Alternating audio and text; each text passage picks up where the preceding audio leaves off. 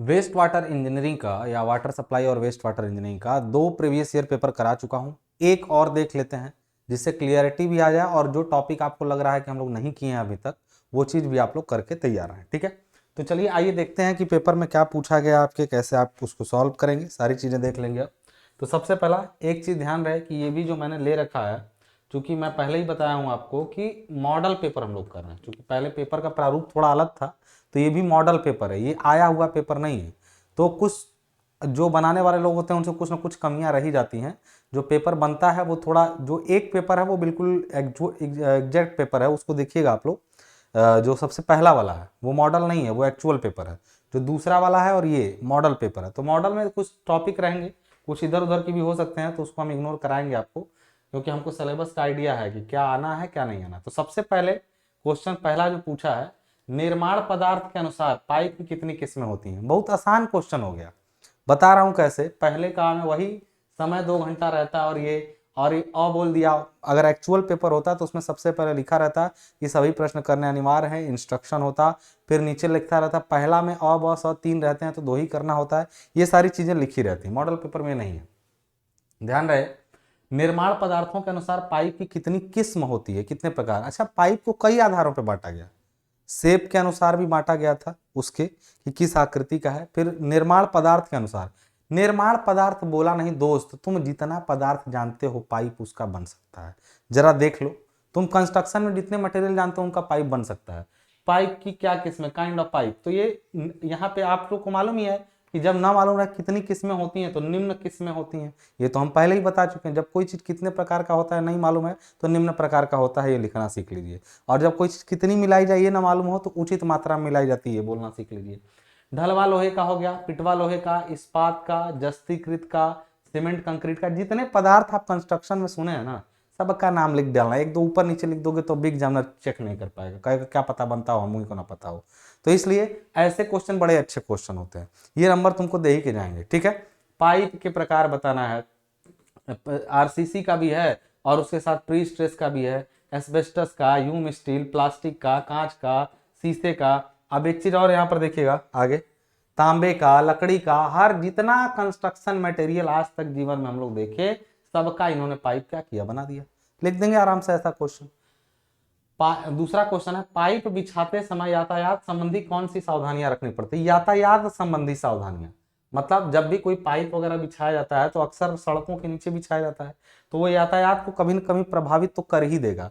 तो कई बार देखते हैं सीवर वगैरह की खुदाई चल रही तो जाम लग जाता है सड़क पे, तो उस समय अगर कुछ सावधानियां रखें तो हम लोग उस समस्याओं को कम कर सकते हैं। क्या सावधानियां पाइप बिछाते समय, सावधानियां, तो precautions to be taken for traffic control. तो उसमें सबसे पहला है सूचना पट्ट। जब भी आप पाइप वगैरह खोद रहे हैं तो जैसे मान लीजिए कोई मोड़ है, आप खोदी, गाड़ी उसमें घूम गई, उसके बाद देख रही है खोद रहा है, अब वो घुमाएगा जाम लगेगा। तो आप जहां पे गाड़ी मोड़ रहा है वहीं पर एक सूचना पट्ट लगा दीजिए कि आगे खुदाई चालू है। जानते हैं अब कई कई सड़क पे चले, यहाँ भी खुदा है वहां भी खुदा है, हर जगह खुदा तो हर जगह है, मतलब दैट नॉट दैट खुदा, खुदा मतलब खुदाई। ठीक है ना, तो वहां एक सूचना पट्ट लगा दीजिएगा। यातायात को सचेत करने के लिए पाइप कार्य शुरू करने से पूर्व निर्माण दूरी लंबाई के दोनों सिरों पर सूचना पट्ट या मोड़ डाइवर्जन लगा देने चाहिए। रात्रि में इन पर लाल बत्ती की व्यवस्था होनी चाहिए। तो आपको मालूम ही होगा, मतलब यातायात के लिए आप क्या व्यवस्था करेंगे कि यातायात का प्रभाव कम से कम पड़े और यातायात खुद कम से कम प्रभावित हो। दोनों स्थितियों के लिए पहला चीज की सूचना पट्ट लगाइए। यातायात नियंत्रण, यदि सड़क की चौड़ाई कम है तब यातायात पुलिस की सहायता से एक दिशा यातायात है, यानी वन वे ट्रैफिक कर देना चाहिए भाई। एक साइड में खुदाई चल रही है, एक साइड में ही गाड़ियां जा पाएंगी। तो यातायात ट्रैफिक जानते हैं भारत के लोग कितने सभ्य हैं, वो अपने से लाइन में नहीं चलते, उनको चलाना पड़ता है। जानवर को पहले हाँकना पड़ता है इधर से इधर से। तो जब इंसान जानवर होने लगा तो फिर हाँकने के लिए नियुक्ति की गई लोगों को। ठीक है, हाँकने का मतलब समझते हैं ना, जानवर जब इधर उधर भागता है तो उसको हो करके इधर उधर किया जाता है। तो हम लोग को भी पुलिस वाले करते हैं, हम लोग भी जानवर हैं। जो जो जानवर नहीं होगा वो सीधा चलता होगा। कार्य में तेजी, जब यातायात प्रभावित है, करा कि यातायात संबंधी दिक्कतें पूछा है तो सूचना पट्ट लगाइए, यातायात का नियंत्रण करवाइए पुलिस की, काम थोड़ा तेज करिए क्योंकि आपने काम को बाधित किया हुआ है यातायात को। और फिर उपकरण सामग्री, सभी आवश्यक सामग्री, मतलब पता चले काम आधा हुआ है, सामान और सामग्री पहले इकट्ठा नहीं किए, काम चला रहा, चल रहा है, हो जाएगा। पहले यातायात को प्रभावित करने से पहले सारी चीजों का व्यवस्था रखिए ताकि काम जल्दी से जल्दी क्या हो जाए, खत्म हो जाए। उपकरण तथा श्रमिकों की पर्याप्त व्यवस्था कार्य पट्टी पर पहले ही कर लेनी चाहिए ताकि बीच में कार्य न बंद करना पड़े, इससे यातायात को कम परेशानी होती है। अमृदा खुदाई, खोदी गई मिट्टी खाई के किनारे से हटाकर इस प्रकार डालनी चाहिए कि यातायात के निकलने में रुकावट न बने। जितना तुम प्रॉब्लम फेस करते हो ना, जब भी देखे होगे सड़क कहीं खोद गया है, तुमको दिक्कत आई होगी, और उन्हीं दिक्कतों को लिख डालना है। ये जरूरी नहीं कि तुम यही लिखो। तुमको बोला गया यातायात संबंधी क्या समस्याएं आएंगी पाइप बिछाते समय, तुम खुद ही वो समस्या झेले हो पाइप बिछाते समय। तो कितना अच्छा अच्छा क्वेश्चन दे रहा है। हम तो रोज झेल रहे हैं, कहीं ना कहीं हर शहर में काम चल रहा है, चाहे सीवर का चले, रोड का चले, फंस तो रहा है आम आदमी। जितना समस्या झेले हो ना, सब लिख डालना, बस पॉइंट बना लेना। क्लियर है? तो ये सब सावधानियां, बस समस्या मत लिखना, उनको ठीक करने के उपाय लिखना, क्योंकि हमसे सावधानियां पूछा, यानी ठीक करने के उपाय पूछा। तो ये 2 क्वेश्चन तो ऐसे ही तुम कर जाओगे, कोई समस्या आनी ही नहीं चाहिए उसमें। ठीक है। कटीली तारबंदी की बात कर रहा है। कटीली तारबंदी क्यों? यदि पाइप बिछाने का कार्य लंबे समय तक चलने वाला है तो खाई के साथ साथ कटीले तार लगा देने चाहिए ताकि कोई बालक या पशु अनजाने में खाई में न गिरे। ये भी बात सही है। और खाई को पाटना, पाइप बिछाने का कार्य जैसे जैसे पूरा होता जाए, यानी कि पाइप पूरा बिछ जाएगा तब पाटेंगे, उधर से पाटते चलिए, खाई को पाट देना चाहिए और वाहनों को पक्की सड़क पर चलने देना चाहिए। बात समझ में आ रही ना? तो ये हिसाब किताब हुआ, ये सब आप झेले हुए हैं।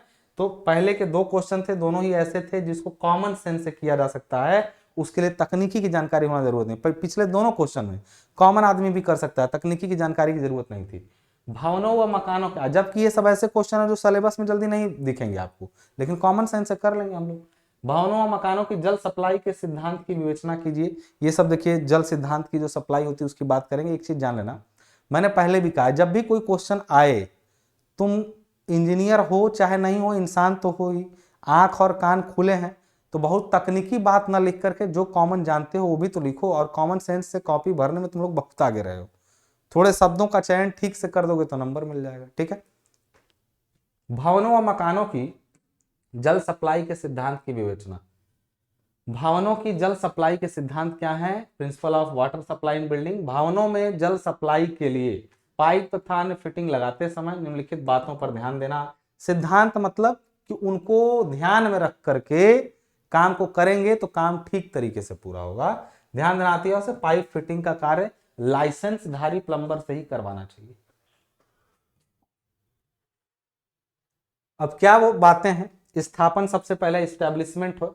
घरेलू उपयोग के लिए सप्लाई किया गया शोधित जल, मान लीजिए आपने अपने डोमेस्टिक यूज के लिए जो पानी लिया है उसको किसी भी बिंदु पर पुनः दूषित न होने पाए, इसका ध्यान रखिएगा। दूसरा, इसके लिए यह देखना आवश्यक है कि पेयजल तथा दूषित जल निकासी के पाइपों में उचित दूरी बनाए। एक ड्रिंकिंग वाटर जा रहा है, एक ड्रेनेज पाइप आ रही है, दोनों का आपस में कोई मिलन ना हो और किसी भी स्थिति में उनमें क्रॉस कनेक्शन ना होने पाए, उन पाइपों में क्रॉस कनेक्शन ना होने पाए, इस चीज का ध्यान रखना है। तो ये स्थापन में ये एक बेसिक सिद्धांत हुआ। पाइप बिछाने का एक सिद्धांत हुआ कि पाइपों को ऐसा बिछाएं कि जो ड्रेनेज पाइप है और जो ड्रिंकिंग वाटर की पाइप है वो आपस में कहीं क्रॉस ना होने पाए और आपस में दूरी बनाए रखें। स्टॉप वॉल, आप कोई भी पाइप का सप्लाई दीजिए उसमें स्टॉप वॉल रखिए। स्टॉप वॉल का मतलब होता है वो 2 काम करता है, अभी देख लीजिए। सभी शाखा लाइनों पर स्टॉप वॉल लगाना चाहिए ताकि मरम्मत के समय प्रभावित पाइपलाइन को ही बंद किया जा सके और भवन के अन्य भागों की जलापूर्ति बनी रहे। मान लीजिए आपके घर में नीचे आप एक टोटी लगाए हुए थे, सपोज करिए टोटी आपने लगाया था, और टोटी आप ऐसे हाथ से ऐसे खोले और टोटी निकल के हाथ में आ गई। ऐसा हो सकता है कि टोटी निकल के हाथ में आ गई, अब पूरा पानी आपके ऊपर। अब ये भी है कि पानी कैसे रोके भाई, उसका टोटी तो हमारे हाथ में है, तो उस टोटी के अलावा वो जो बिपकॉक है उसके अलावा जो गया है पाइप पीछे, उस पर एक रेगुलेटर टाइप का लगा रहता है जिसको हम लोग बोलते हैं स्टॉप वॉल। तो स्टॉप वॉल सप्लाई को रोकता है, अन्य जगहों की नहीं। हर पाइप का एक अलग स्टॉप वॉल होना चाहिए। ठीक है। स्टॉप वॉल उसमें सप्लाई को नियंत्रित करता है। यदि कोई दिक्कत आई, मान लीजिए मरम्मत करना है, इसी टोटी को बनाना है, तो पानी आ रहा है तब तो बनाएंगे नहीं, या तो पूरा टंकी खाली करने दीजिए तब रुकेगा पानी। तो पहले उस सप्लाई को रोकिए, उसके लिए स्टॉप वॉल लगाए जाते हैं। वाटर टैप से पहले ही स्टॉप वॉल लगा रहता है हर जगह पर। ठीक है। ताकि अन्य जगहों का पानी जाता रहे और इसका पानी रोक करके इसकी मरम्मत की जाए, यही बात कह रहा है स्टॉप वॉल। पश्च प्रवाह, धावन पात्र यानी वॉश बेसिन जो होता है, तथा सिस्टर्न से पानी का पश्च फ्लो यानी बैक फ्लो नहीं होना चाहिए। धावन पात्र की टोटी तथा धावन पात्र के अधिकतम जल स्तर में 15 सेंटीमीटर का ऊर्ध्व अंतर जरूर रहना चाहिए। मतलब जैसे सिंक होता है तो टोटी उस पर लगती है, तो कुछ लोग खोलते हैं एकदम उसी में सटा रहता है सिंक में, तो कुछ भी धुल नहीं पाएंगे। 15 सेंटीमीटर का कम से कम गैप बनाए रखिए। सावधानियां लिख दो यार, सिद्धांत मतलब सावधानियां। सीधा संयोजन, जितना भी पाइप वगैरह उसमें मोड़ कम से कम हो। सिद्धांत ये भी है कि बिना कम ज्यादा से ज्यादा मोड़ डाले, कम से कम मोड़ बनाइए पाइप में, लगभग सीधा रखिए। फिर कह रहा है कि सीवरों से दूर, यानी पीने वाले पाइप का जो लाइन है वो सीवर से दूर होकर के जाए। रिसन रहित, जोड़ लगाते समय हमेशा जोड़ों को रिसन रहित रखिए। ये सब सिद्धांत है, इनका ध्यान रखेंगे तो अच्छा बनेगा, ठीक है। दीवारों से दूरी, दीवार से थोड़ा दूर पाइप को रखना अच्छा ये रहता है कि अगर पाइप में कोई खराबी आ रही है, तोड़ने के लिए दीवार ना तोड़ना पड़े, फर्श तोड़ने से काम हो जाए, ठीक है। हाँ, सरल अभिविन्यास, मतलब उनका बिछावट इतना आसान हो, सरल हो, ताकि जैसे जब लेआउट का, जब आप घर का नक्शा बनवाते हैं ना, तो उसमें पाइप का भी, इलेक्ट्रिसिटी का, सबका नक्शा अलग अलग बनता है। तो ये सब है सरल अभिविन्यास। निरीक्षण व मरम्मत, ऐसी तरह से अभिविन्यास रखना चाहिए, लेआउट रखना चाहिए ताकि पाइपों को देख रेख करना और उनको मतलब मरम्मत करना बहुत आसान हो। एक चीज होती है बूस्टिंग, यदि ऊपरी तलों पर पानी नहीं पहुंच पाता है और नलों में जल दाब कम है, मान लीजिए पानी उतना प्रेशर नहीं दे रहा है कि ऊपर पहुंच पाए, तब भूमितल पर अलग से संग्रह टैंक निर्माण करके उसमें बूस्टर पंप लगाना चाहिए। उसमें बूस्टर पंप, कई लोग सरकारी नलों में बूस्टर पंप लगवा देते हैं। जैसे सरकारी पानी आता है और उसमें पानी बहुत स्लो आता है, तो कई लोग बूस्टर पंप लगा के अपनी छत पे पानी चढ़ा लेते हैं। तो बूस्टर पंप वैसे वो इलीगल है, लेकिन अपने लिए आप जो यूज कर रहे हैं उसमें पहले सरकारी पानी को आप इकट्ठा करिए कहीं पर टैंक में, डायरेक्ट मत लगवाइए, इकट्ठा करिए और इकट्ठा करने के बाद बूस्टर पंप लगवा सकते हैं, ठीक है ना। सर्विस पाइप से सीधी बूस्टिंग अनुमन्य है, इसके आसपास के घरों के पानी के कनेक्शन प्रभावित होते हैं। सर्विस पाइप से सीधी बूस्टिंग अनुमन्य है, क्या इसका मतलब अनुमन्य नहीं है, मतलब नहीं मान्य है, ये कह रहा मान्य नहीं है। मतलब सर्विस पाइप मतलब जो पाइप आ रही है उससे, इससे आसपास के घरों के पानी के कनेक्शन प्रभावित होते हैं। मैंने बताया ना कि उसमें इलीगल है, उसमें आप डायरेक्टली जो सरकारी पाइप आ रहा है उसमें मान्य नहीं है, अमान्य कह सकते हैं उसको, तो वो ठीक नहीं लगाना। व्यास लघुकरण, जब पाइप के व्यास में कमी करनी हो तो यह अकस्मात नहीं होनी चाहिए, मतलब धीरे धीरे कमी करें, क्योंकि इससे जल शीर्ष हानि अधिक होती है। व्यास लघुकरण क्रिया क्रमशः करनी, जैसे 25 mm से 20 mm करिए, फिर 15 mm पर आइए, नहीं कि 25 से सीधे 15 कर दिए, ठीक है। तो जब भी डायामीटर घटाना हो तो इस भी सिद्धांत को मानिए कि धीरे धीरे घटाइए। आप लोग हाइड्रोलिक्स में इसको पढ़े होंगे कि शीर्ष हानि होती है सडन रिडक्शन और सडन एनलार्जमेंट दोनों से। उत्तम फिटिंग, पाइपलाइन में प्रयुक्त सभी फिटिंग ऐसी धातु की हो जिनका संक्षारण न होने पाए, ऐसी ऐसी धातुओं की फिटिंग होनी चाहिए जो इरोजन न हो।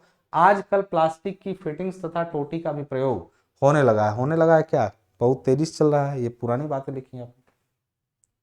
पहला का पूरा क्वेश्चन खत्म, सब लगभग ठीक ठाक था कि इन सिद्धांतों का अगर ध्यान, आप बस ये जान लीजिए, सिद्धांत मतलब भवन जल सप्लाई में सिद्धांत का मतलब हुआ कि उन चीजों का ध्यान रखिए जिसका ध्यान रखने से सप्लाई, काम तो वैसे भी होता लेकिन इनका ध्यान रखेंगे तो बेहतर होगा, ठीक है ना। अब बात आते हैं सतही नालियों के कौन कौन से गुण होते हैं। जो सरफेस ड्रेन होती हैं, जिनका डायग्राम बनाने के लिए बार बार आपके ड्राइंग में भी आता है, और सरफेस ड्रेन के बारे में वैसे भी पूछता है, ठीक है। सरफेस ड्रेन अक्सर बरसाती नालियों या आंगन वगैरह के पानी को निकालने के लिए यूज होते हैं। क्या गुण है इनके, सबसे बड़ी बात प्रवाह, इनके गुणों में प्रवाह, ये मतलब अगर कम से कम पानी भी जाए तो बहता रहे। हल्का पानी पे अक्सर नालियां क्या होती हैं, रुक जाती हैं, बहना बंद कर देती हैं। तेज पानी पे तो बड़ी तेजी से निकल जाता है सब, लेकिन पानी यदि स्लो हो तो इनमें फिर जमाव होने लगता है, धीरे धीरे भट जाती हैं नालियां। तो सतही नालियों में कम से कम निसरण पर यानी डिस्चार्ज पर भी प्रवाह तेज होना चाहिए, तो प्रवाह अच्छा हो। अगली चीज के बारे में अगर हम लोग बात कर लें कि इनमें अच्छा खासा जल रोधकता हो, इनसे पानी रिस करके कहीं जाए ना इधर उधर, इनसे पानी रिस करके कहीं जाए ना, रोधकता हो। आकार इनका ऐसा हो, कम गहरा हो, भीतर से साफ चिकना और टिकाऊ हो। मुक्तांतर मतलब नाली अगर ऊंची है तो पानी पूरा ना भर के बहे, कुछ भरे और ऊपर कुछ जगह खाली रहे, उसको मुक्तांतर यानी फ्री बोर्ड बोलते हैं। निर्माण लागत इनका कम से कम हो और इनकी सफाई करना आसान होना चाहिए। यही सब सतही नालियों के क्या है, गुण है। सतही नालियों के यही सब गुण हो गए। अब ये क्वेश्चन यहाँ पर पूछा है कि जीवाणु क्या है, विवेचना कीजिए। बायोलॉजी पढ़ा रहे हैं हमको, आपको ये पूछना चाहिए कि हम उन जीवाणुओं की बात कर रहे हैं जो जल उपचार में सहायक है, या जो जल से रिलेटेड जीवाणु, वैसे जीवाणु क्या है विवेचना कीजिए। हम तो बायोलॉजी में लगेंगे जवाब देने की जीवाणु ऐसा जीव होता है, ये वो फलाने का, जो बायो में पढ़े थे। ये बात नहीं करनी है आपको। ये जो जीवाणु शब्द बैक्टीरिया का यूज किया है वो जल वाले बैक्टीरिया का बात कर रहा है, और जल वाला बैक्टीरिया में दो टाइप के होते हैं, पैथोजेनिक और नॉन पैथोजेनिक, रोगजनक और अरोगजनक। तो यहाँ पर हम बात करेंगे कि जीवाणु सीवेज में अल्पसंख्यक जीवाणु क्या पीने वाले पानी में नहीं होते हैं? बिल्कुल होते हैं। इसके लिए E coli test, Escherichia coli test किया गया था, याद करिए। तो वैसे तो पीने वाले पानी में नहीं होने चाहिए और उनके होने से नुकसान नहीं है, बस वो ये बताते हैं कि it is somehow related to sewage. यदि पीने वाले पानी में बैक्टीरिया पाया गया तो बैक्टीरिया नुकसान नहीं कर रहा है, बट ये बता रहा है कि इसका कनेक्शन सीवेज से है, जो कि दूसरे तरीके से नुकसान कर सकता है।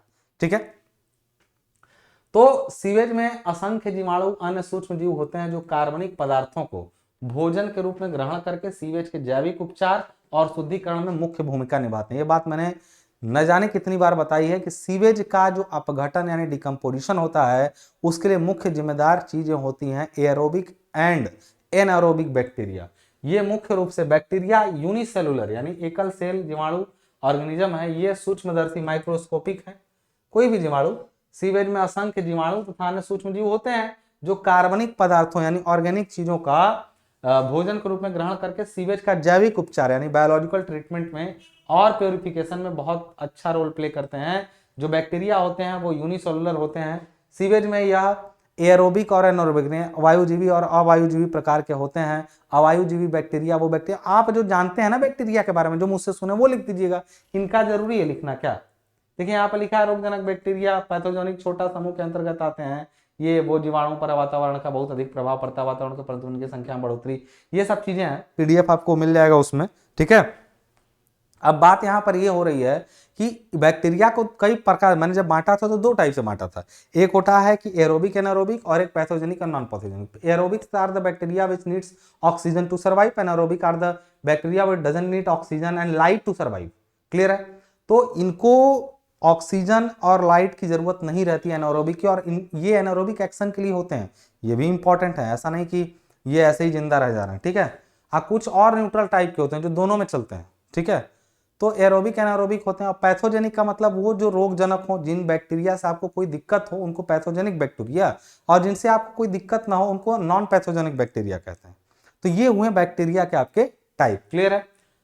तो ये समझ में आ गया होगा। बैक्टीरिया के बारे में आप जो जो जानते हैं, जो जो सुन रखे हैं शर्मा से, सारा लिख डालिए, उससे कोई दिक्कत नहीं आने वाली है, जो जो सुने हैं अभी तक। ठीक है, अब इसमें बोल रहा है अगला क्वेश्चन कि नदी जल में सीवेज के लाभ और हानि को समझाइए। नदी जल में सीवेज के नहीं, नदी जल में सीवेज को बहा देने के लाभ और हानि।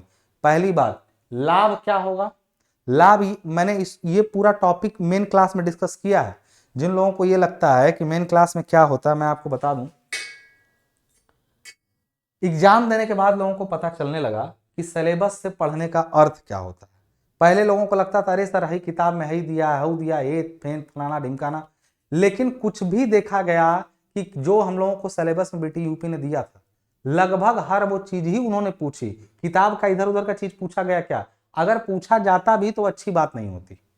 लेकिन मैं कम से कम इस बात से खुश हूं, पेपर टफ बनाए या इजी बनाए लेकिन वो रिलेवेंट हो, that should be from there given syllabus, उससे। और ऐसा हो रहा है, इस बात की मुझे खुशी है कि इधर एंड इधर नहीं भाग रहा है। ये समझ में आ रही बात? तो हमने ये बात पहले भी बताई है आपको कि ये दोनों टॉपिक हमने किए हैं कि नदी में सीवेज को छोड़ देने के लाभ भी हैं। जानते हैं, यदि नदी में कोई जैसे सीवेज का ट्रीटमेंट किए, अब ऐसा हो चुका है कि it can directly be diluted in the river. ये कब संभव होता है? When dilution factor is greater than 500। याद करिए डाइल्यूशन फैक्टर क्या होता है, थोड़ा मेन क्लास में सब बताया, मैं अभी के लिए आपको बता दूं।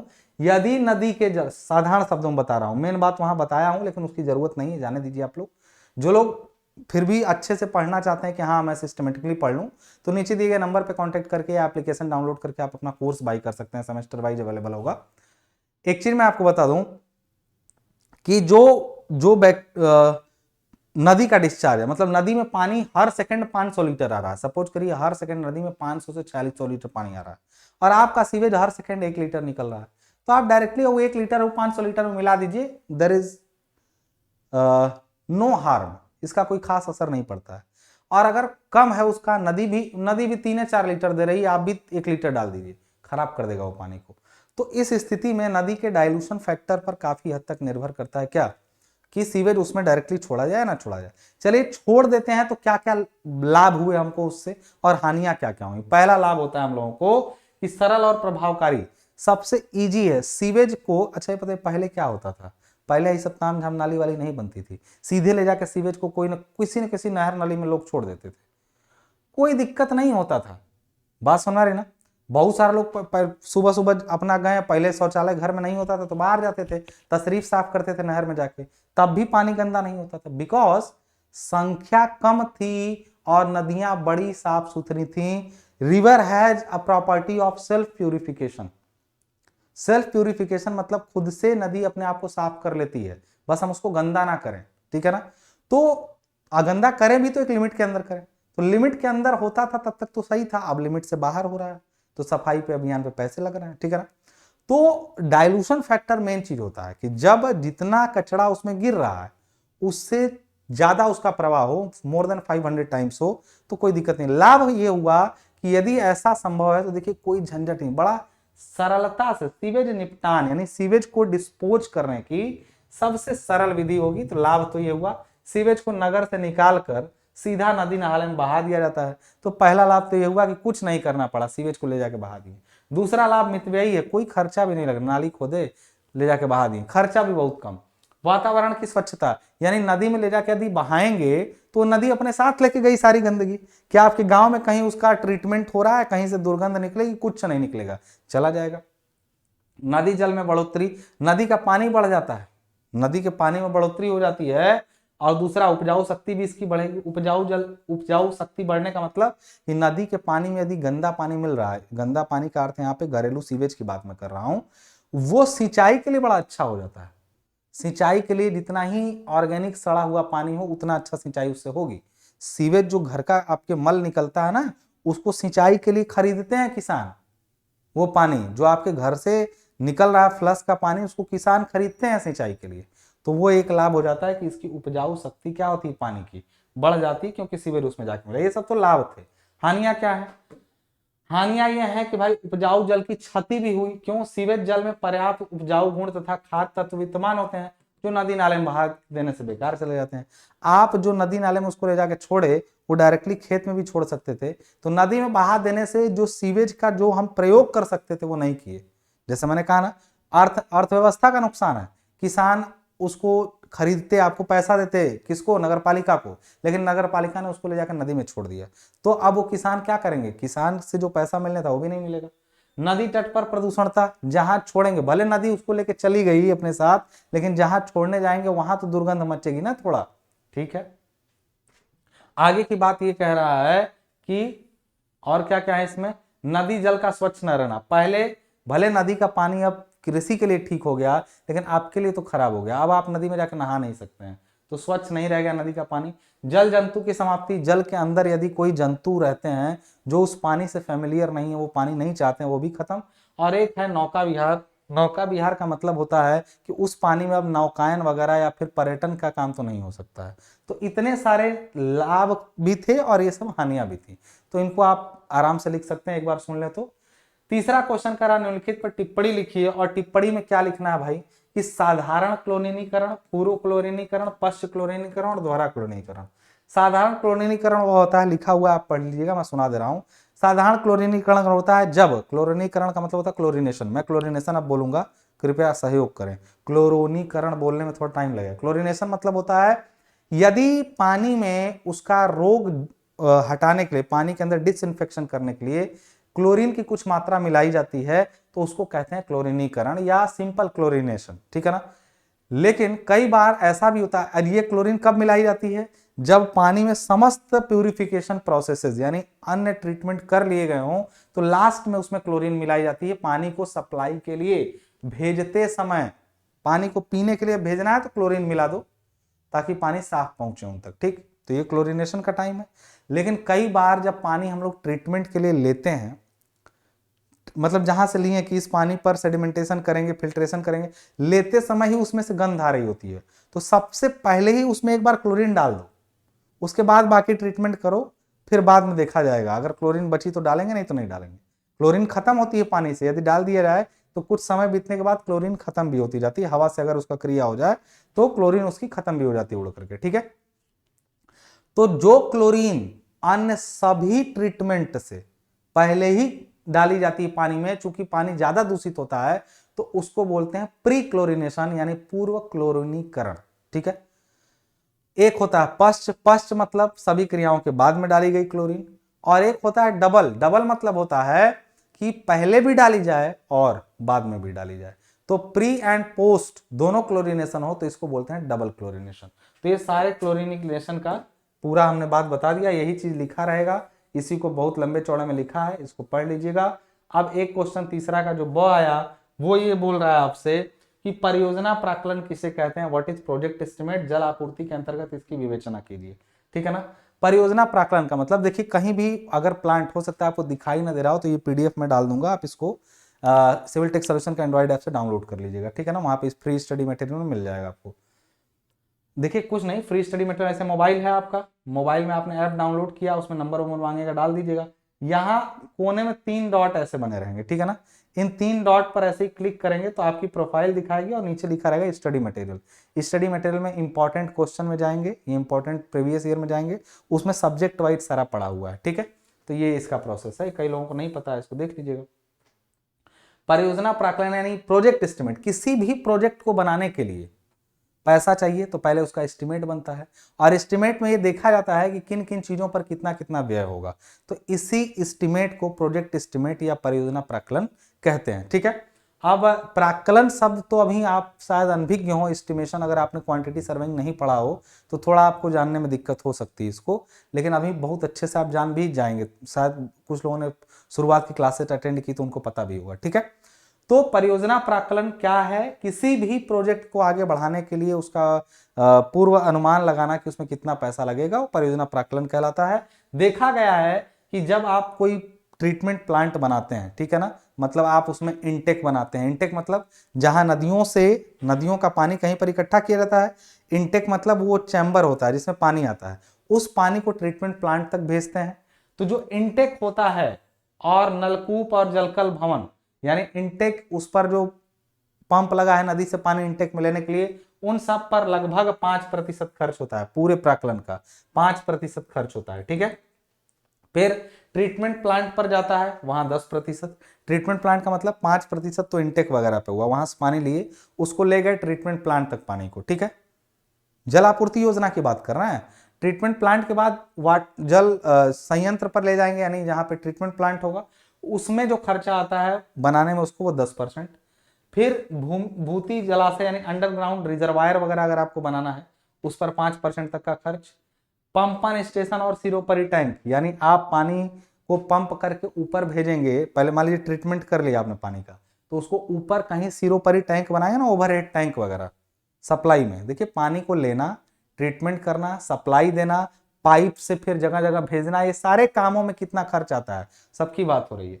उस पर लगभग 15% जो ओवरहेड टैंक और पंप, और जो डिस्ट्रीब्यूशन सिस्टम है पाइप का उस पर लगभग 50%। सबसे ज्यादा खर्चा पाइपों का जाल बिछाने में लगता है, क्योंकि वो कहां तक जाएगी।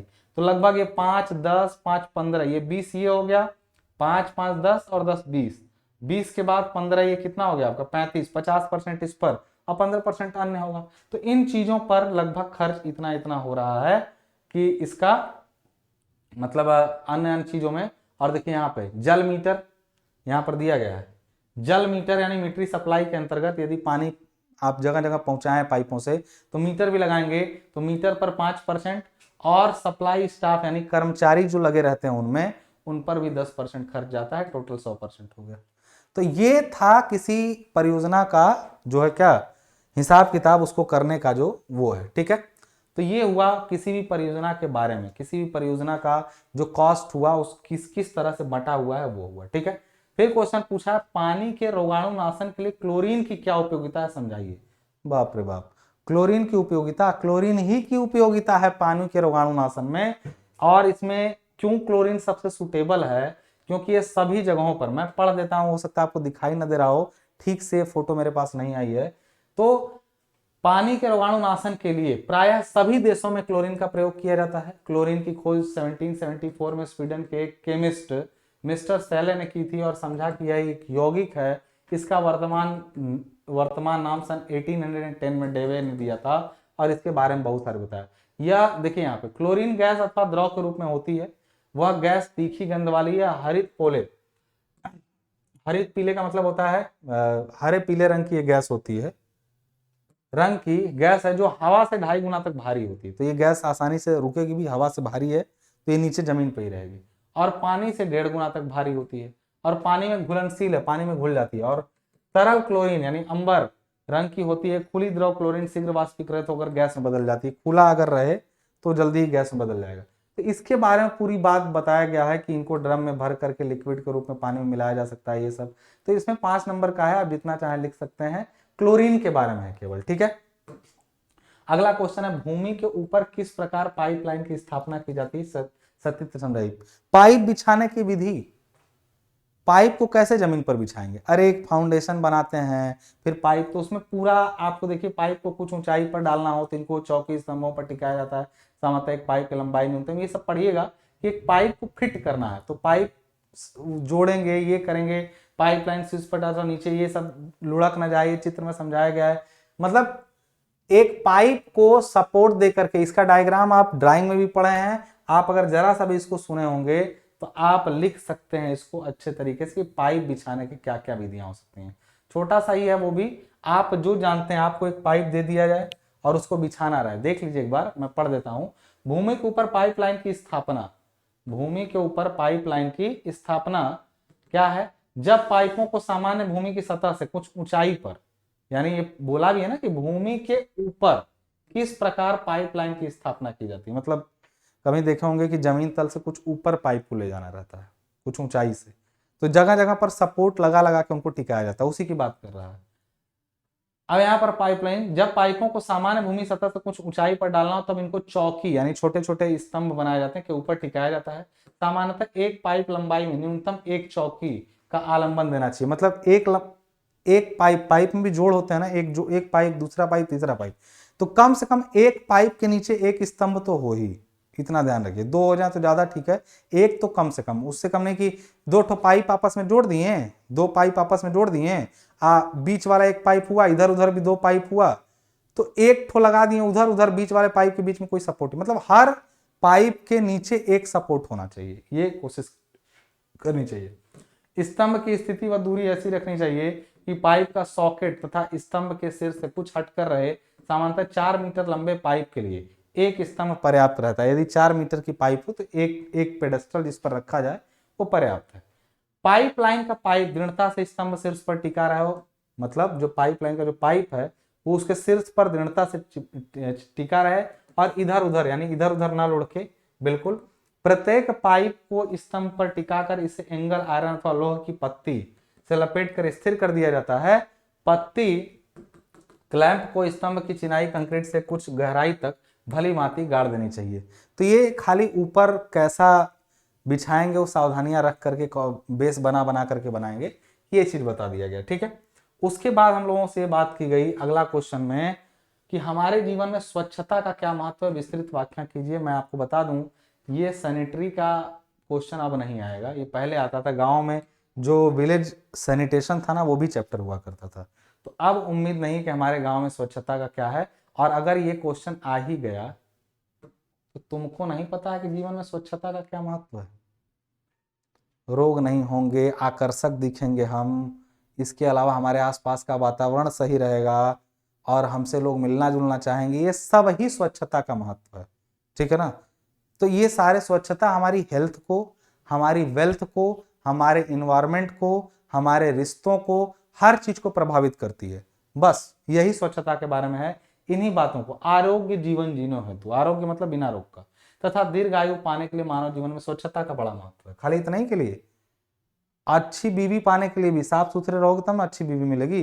खाली आरोग्य जीवन व्यतीत करो और दीर्घ आयु हो, कोई जीवन में हो ही ना तुम्हारे, तब क्या करोगे? मान लो तुम आरोग्य जीवन जी रहे हो और दीर्घ आयु जी रहे हो और उसके बाद अकेले जी रहे हो, कितना बुरा लगेगा। तो और भी अच्छा है ना, रिलेशनशिप भी सुधरते हैं। साफ सुथरा रहा करो तुम लोग, थोड़ा तो पहले नहाया करो रोज। तो ये सब कर लेंगे आप लोग, ये सब इसमें माहिर नहीं हो तुम लोग, तो ऐसे क्वेश्चन जो तकनीकी हैं थोड़ा उन पर बात किया जाए।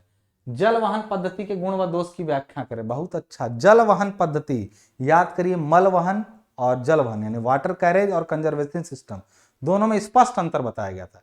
जल वहन पद्धति के गुण और दोष की, जल वहन पद्धति का दोष एक ही है कि महंगा है, जो ये सीवर बिठाते हैं इसी को जल वहन कहते हैं। मल वहन में क्या था, घर के बाहर लोग अपना इकट्ठा करते थे कचरा, उसको कोई ढोकर ले जाता था, तो मल वहन था।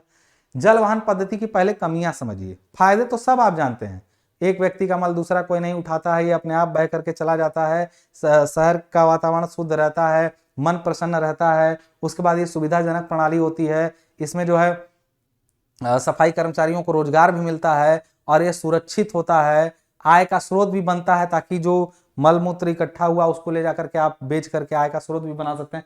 ये सारी चीजें हो गई किसके बारे में, जल वहन पद्धति के बारे में। ठीक है, हम इसके फायदे के बारे में, नुकसान के बारे में क्या बात करें। इसके नुकसान में कि महंगा है, इसको स्टेब्लिश करने में इनिशियल खर्चा, प्रारंभिक खर्चा बहुत ज्यादा होता है, मेंटेनेंस के लिए अतिरिक्त व्यवस्थाएं करनी पड़ती हैं, और फिर भी काफी महंगा, और ये सब होने के बावजूद भी अब आगे का भविष्य यही है। ये जल वहन प्रणाली की बात हो रही है, जल वहन मतलब वही सीवर की बात हम लोग कर रहे हैं। ठीक है, आगे दोष के बारे में हम लोग कर रहे हैं। ये लाभ में देखिए छुआछूत रहित भी है, ये भी लिखा है। और दोष में महंगा है, तकनीकी ज्ञान की जरूरत होती है, अधिक पानी का खपत भी होता है, इसमें पानी ज्यादा चाहिए होता है फ्लश करने के लिए। पहले तो जाते थे एक डब्बा उठा करके हाथ में निपट के चले आते थे सुबह सुबह, अब एक आदमी जाता है तो कम से कम 10 लीटर पानी गिराना ही पड़ेगा उसको। तो यही मतलब इसमें पानी की रिक्वायरमेंट ज्यादा हो जाती है जल वहन प्रणाली में। तो ये हिसाब किताब है इसका। ठीक है, तकनीकी ज्ञान की जरूरत पड़ती है, महंगी प्रणाली है, अधिक पानी की खपत होती है, और उसके बाद सरकार का इस पर प्रारंभिक खर्चा भी क्या होता है, बहुत ज्यादा होता है। मेंटेनेंस के लिए कर्मचारियों की भी जरूरत पड़ती है। ठीक है, अब आ रहा है अगला क्वेश्चन, फिल्टर प्रचालन में कौन सी कठिनाइयां आती हैं, यानी जो फिल्टर से आप पानी को छानते हैं तो उसमें कौन कौन सी कठिनाइयां आती हैं। पहले एयर बाइंडिंग आती है, मतलब जब फिल्टरेशन लगातार होता रहे तो उसमें से गैप पूरा फिल हो जाता है और हवा का आवागमन रुक जाता है, तो एनोरोबिक एक्शन क्रिएट हो सकता है। ठीक है ना। दूसरा मड बॉल्स, फिल्टर धावन के समय जब फिल्टर बालू को भली भांति धोया नहीं जाता तो जिलेटिन फिल्म जो फिल्टर कण बालू के ऊपर बन जाती है, धोकर बालू के कणों से अलग नहीं किया जा सकता, तो फिल्टर माध्यम के ऊपर बालू सिल्ट युक्त तो गोले बन जाते हैं। मतलब कई बार पहली बात की चोक करने का, फिल्टर माध्यम में कौन कौन सी कठिनाइयां, तो कुल एयर बाइंडिंग का मतलब वायु रोधन। जब ऋणात्मक शीर्ष का मान और अधिक हो जाता है तब जल में घुली वायु वो अन्य गैसें पानी से अलग होने लगती हैं और बुलबुले ऊपर होकर रेत के कणों से चिपक जाते हैं, जो कणों के मध्य रिक्तियों को घेर लेते हैं, जिसके फलस्वरूप बालू से पानी का प्रवाह रुक जाता है। इसे एयर बाइंडिंग कहते हैं।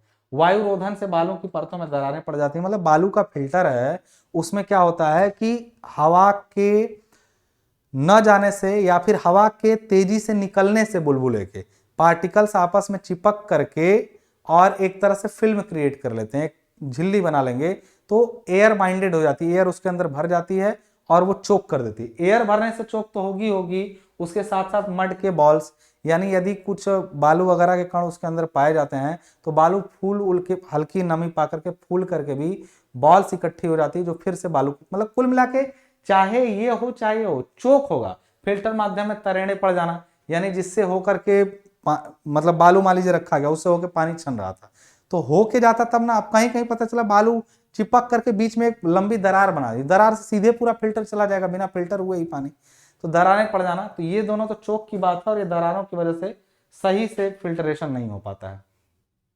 एक अच्छे जल मीटर के कौन कौन से गुण होते हैं। एक अच्छे मीटर में निम्नलिखित अभिलक्षण होते हैं। कौन कौन से अभिलक्षण होने चाहिए।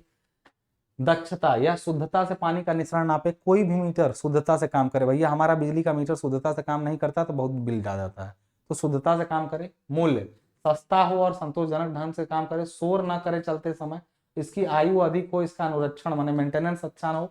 मापन जो है उतार चढ़ाव भी सभी निस्सरणों को शुद्धता से मापे। मीटर से निकलते समय पानी का शीर्ष हानि न्यूनतम हो।